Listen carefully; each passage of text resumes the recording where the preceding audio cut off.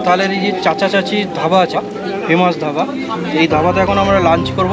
আমি এখন দাঁড়িয়ে আছি 10,000 ফুট উচ্চতায় অবস্থিত পৃথিবীর সবথেকে লংগেস্ট হাইওয়ে টানেল অটল টানেলের সামনে। অটল টানেলের ভিতরে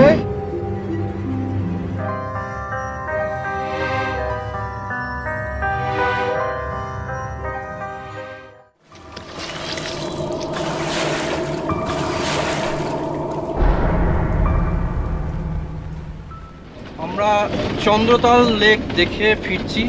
এবারে আমরা যাব মানালি। এ পথে দূরত্ব প্রায় 110 কিলোমিটার। যাওয়ার পথে আমরা বাতাল গ্রাম্পু হয়ে যাব। যদি সুযোগ থাকে, মানে সূর্য ডুবে না যায়, তাহলে শিশুতে যাওয়ার চেষ্টা করব এবং এই যাত্রাপথের সমস্ত অভিজ্ঞতাই আপনাদের সাথে শেয়ার করব। সঙ্গে থাকুন, আর যদি ভালো লাগে চ্যানেলটা সাবস্ক্রাইব করুন।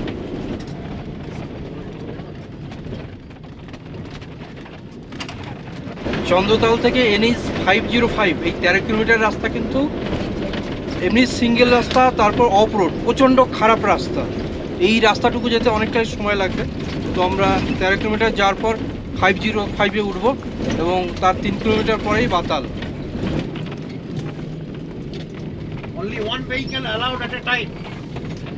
লেখা আছে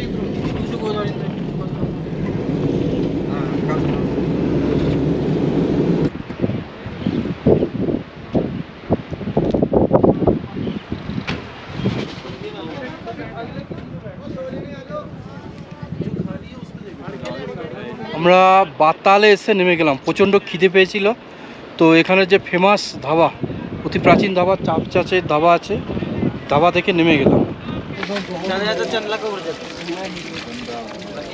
আমরা এখন বাতালে পৌঁছলাম। তো বাতালের এই যে চাচা চাচির ধাবা আছে, পুরনো ধাবা, ফেমাস ধাবা, এই ধাবাতে এখন আমরা লাঞ্চ করব। লাঞ্চে প্রচুর ভিড়, এখানে আগে থেকে এসে আগে বসার জায়গা দখল করবেন, নাহলে পাবেন না।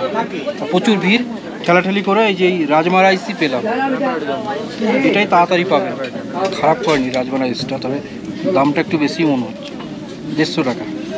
তবে জায়গাটা এরকম হাই অল্টিটিউড, এরকম দুর্গম জায়গা, সেটাও মাথায় রাখতে হবে। লাঞ্চের পর এই বাতাল থেকে গ্রাম্পু যাওয়ার পথে এখন আমরা এই চন্দ্রা নদীর পাশ দিয়ে যাচ্ছি। দেখুন রাস্তার পাশ দিয়ে একদম চন্দ্রা নদী।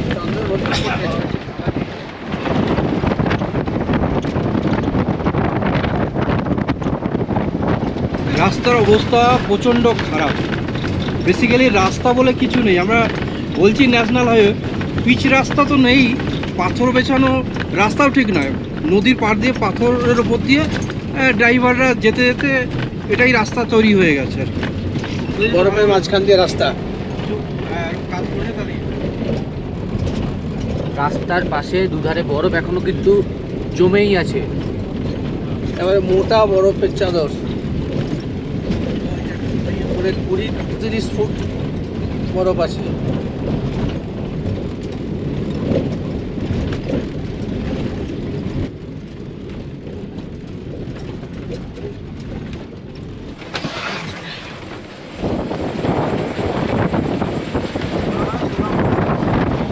এই রাস্তাটা কিন্তু জুন থেকে অক্টোবর পর্যন্তই খোলা থাকে, বাকি সময় কিন্তু বরফে পুরো ঢেকে থাকে, পুরো সারা, মানে তখন কিন্তু আর কোনো যান এখান দিয়ে চলাচল করতে পারে না।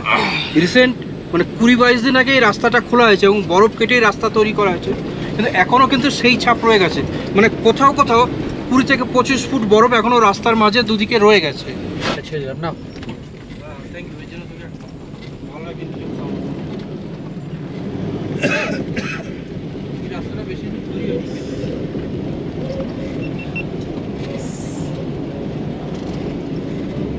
ছাগলের দল,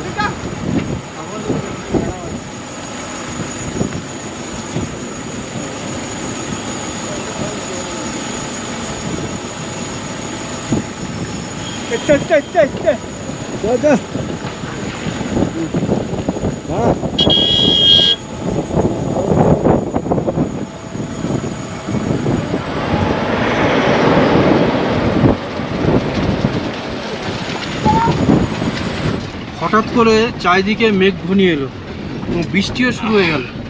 রাস্তা এমনিই খারাপ, এর উপর বৃষ্টি হলো মানে বুঝতেই পারছি ড্রাইভারকে অতি সন্তর্পণে ড্রাইভ করতে হচ্ছে। আমরা একটু চাপে আছি যে হঠাৎ করে এই রাস্তায় বৃষ্টি হলে কখন কি ল্যান্ডস্লাইড হতে পারে বোঝা মুশকিল। যতক্ষণ পর্যন্ত গ্রামপুর না যাচ্ছি শান্তি নেই, রাস্তা প্রচণ্ড খারাপ।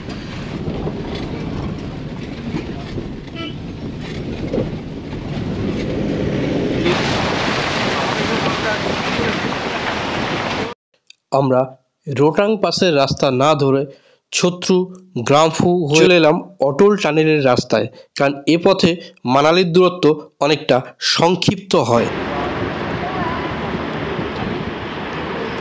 আমি এখন দাঁড়িয়ে আছি 10,000 ফুট উচ্চতায় অবস্থিত পৃথিবীর সবথেকে লংগেস্ট হাইওয়ে টানেল অটল টানেলের সামনে।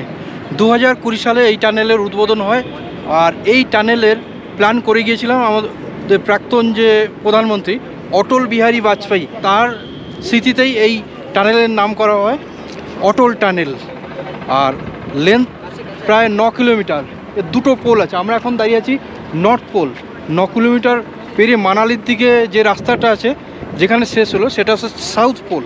এখান থেকে মানালির দূরত্ব মাত্র 33 কিলোমিটার, আর এখানে গাড়ির স্পিড লিমিট করে দেওয়া আছে 40 কিলোমিটার পার আওয়ার, এর থেকে বেশি চালাতে পারবে না।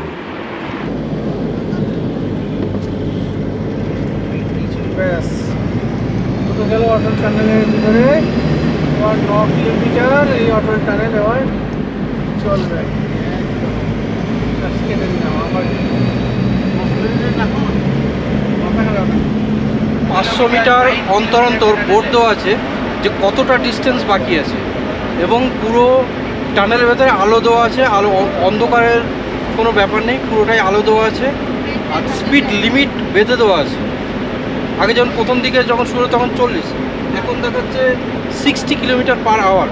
এবং শুধু তাই নয়, মাঝে মাঝে দেখতে পাচ্ছি এমার্জেন্সি এক্সিট দেওয়া আছে। টোটাল কিন্তু এখনও 6 কিলোমিটার বাকি, কিন্তু মোবাইলের টাওয়ারে কোনো অসুবিধা নেই। জিওর টাওয়ার কিন্তু এখনও পর্যন্ত আছে।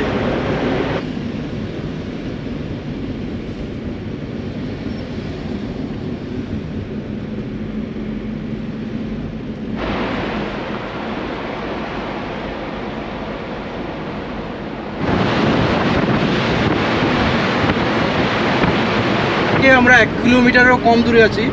এখান থেকে স্পিড লিমিট আবার কমে গেল, এখান থেকে 40 kilometre per hour speed limit করে দেওয়া হয়েছে। অটল টানেল আমরা পেরিয়ে চলে এলাম।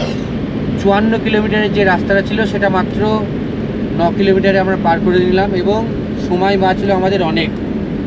এবার আমরা অটল টানেল থেকে আবার বেরোচ্ছি।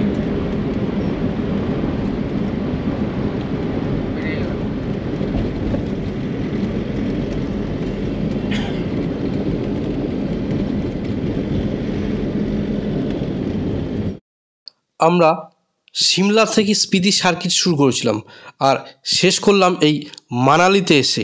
পরদিন সকালে আমরা মানালির মলে কিছুক্ষণ ঘোরাফেরা করার পর আমরা রওনা দিলাম হিড়িম্বা দেবীর মন্দিরে। হিড়িম্বা দেবীর মন্দির দেখার পরে এবারে আমাদের গন্তব্য কাসল, কারণ আমাদের একদিন অতিরিক্ত বাফার ডে ছিল।